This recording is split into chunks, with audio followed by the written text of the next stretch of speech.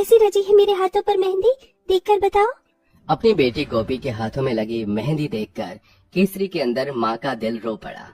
सदके जावा, जरा देखो तो मेरी बेटी के हाथों पर कितनी सुंदर मेहंदी रची है और कितना गहरा रंग भी चढ़ा है। पता है लाडो, जिस लड़की के हाथों की मेहंदी जितनी ज्यादा रंग लाती है ना, उसका पति उसे उतना ही ज्यादा प्यार करता है।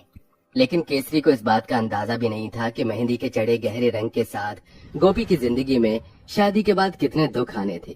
केसरी ने एक अकेली माँ होकर भी लोगों के घरों में झूठे बर्तन मांज कर गोपी को पाला पोसा था। आज उसकी शादी होने जा रही। शादी में आए सब रिश्तेदारों के मुंह फूले हुए थे। ओहो, ये गर्मी तो काटे नहीं कटती। मैं तो गलत ही आ गई ऐसे करीब शादी में। अरे केसरी भाभी, कम से कम बेटी की शादी कर रही हो तो एक आध टेबल पंखे का इंतजाम कर लेती मेहमान के लिए। उबलने वाली गर्मी हो रही है। अपनी माँ केसरी को यूं कोसते देखकर गोपी चुप न रह सकी और रोते हुए बोली, महू अब्बा, हम गरीबों को तो इस गर्मी में दिन काटने की आदत है, लेकिन आपसे नहीं सही जाती तो आप चली जाइए। आपके बिना भी मेरी शादी हो जाएगी। बाप रे, जरा तेवर तो देखो छोरी के, जैसे कि महलों की दुल्हन बनने जा रही हो। भूल मत, गरीब घर में ही ब्याह कर जा रही है तू, और यहाँ रुकने की पड़ी भी किसको है। जा रही हूँ मैं। अरे जीजी, फेरे पड़ने तक तो रुक जाओ। ये तूने क्या किया गोपी?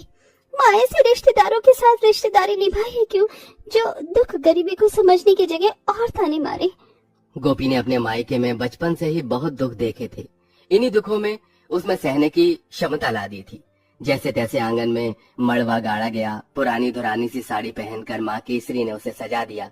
गर्मी इतनी थी कि टप टप पसीना बह रहा था।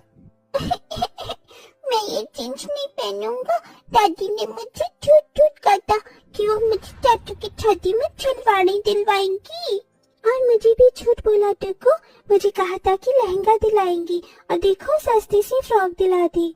अपने दोनों बच्चों की बात सुनकर विधवा कविता की आंखें नम हो गईं। वो दोनों को फुसलाते हुए बोली, पिंकी, देखो दादी तो तुम दोनों के लिए शेरवानी और लहंगा खरीद ही रही थी, लेकिन मैंने मना कर दिया।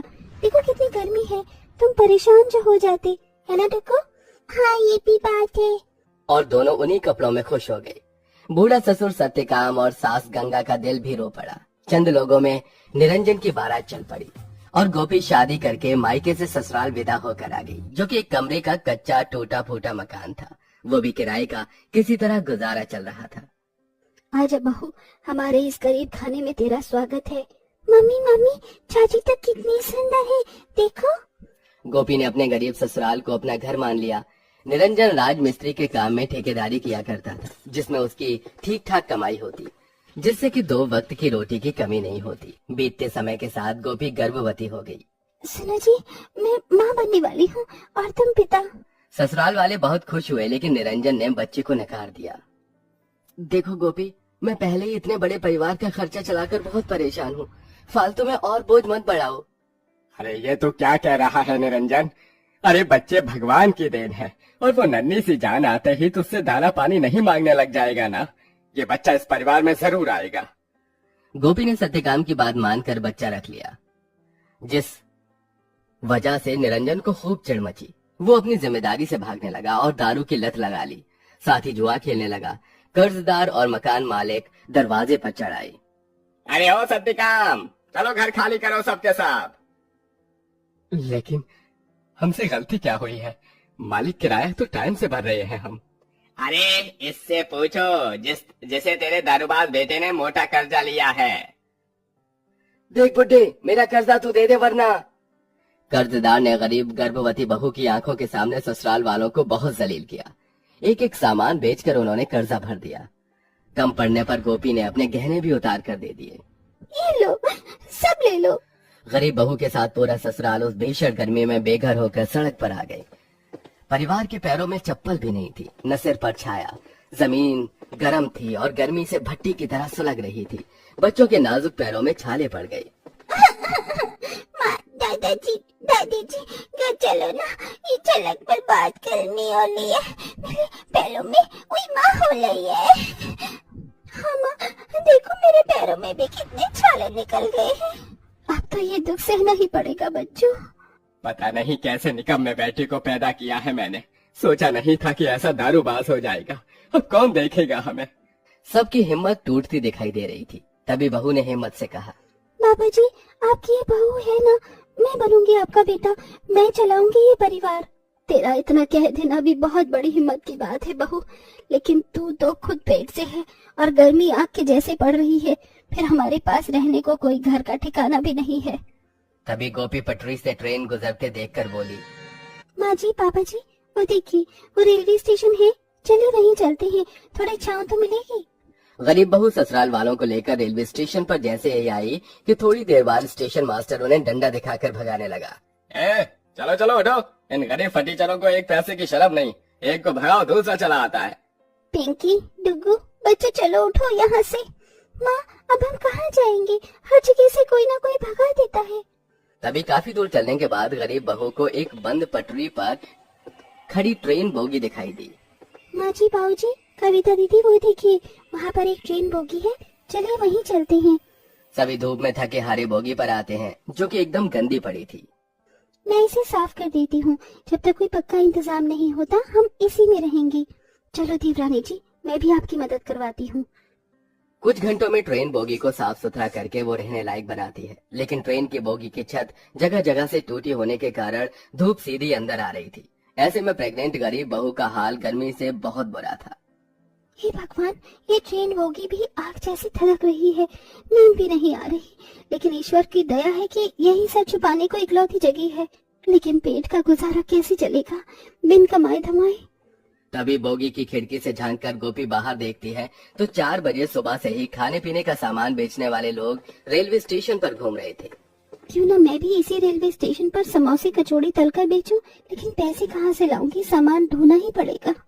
सुबह का उजाला छाते ही वो प्लेटफॉर्म पर आती जाती सभी ट्रेन से सामान ढोती है। गर्भवती की हालत में ऊपर से गर्मी में इस गरीब बहू के लिए ये बहुत कठिन था। कुली कुली, लाइए मैडम जी, मैं उठा लेती हूँ आपका सामान, एकदम स्टेशन के बाहर तक छोड़ कर आऊंगी। मुसाफिर उस पर दया करके सामान उठाने देते। पैसे जोड़ जोड़ कर वो सामान इकट्ठा करके बोगी में आती है। 2 दिन के भूखे बच्चों के मुरझाए चेहरे खुशी से फूलों की तरह खिल गए। चाची आ गई, चाची आ गई। बहू, ये सामान कहाँ से लाई?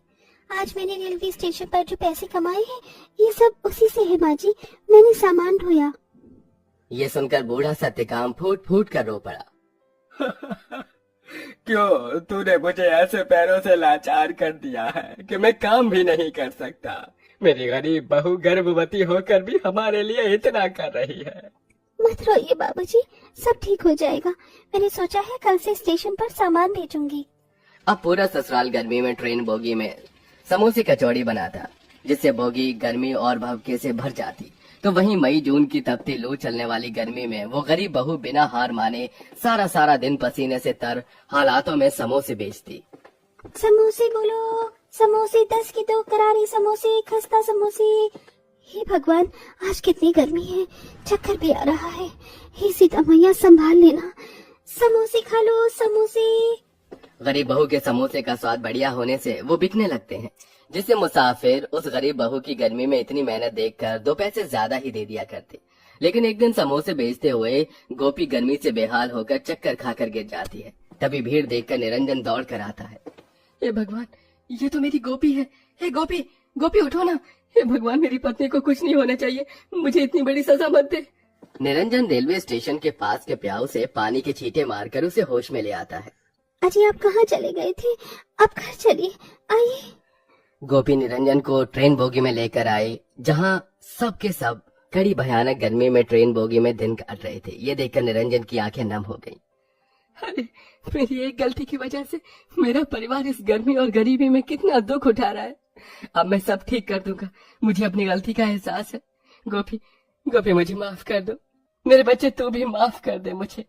आखिर में उस गरीब बहू का परिवार फिर से बन जाता है और सब साथ मिलकर मेहनत करते हैं, जिसे बहुत जल्दी ही वो पैसे इकट्ठा करके ट्रेन बोगी से निकलकर अपना घर ले लेते हैं और उनके गरीब हालात भी सुधर जाते हैं। लेकिन इस सफलता में सबसे बड़ा संघर्ष गरीब बहू का था।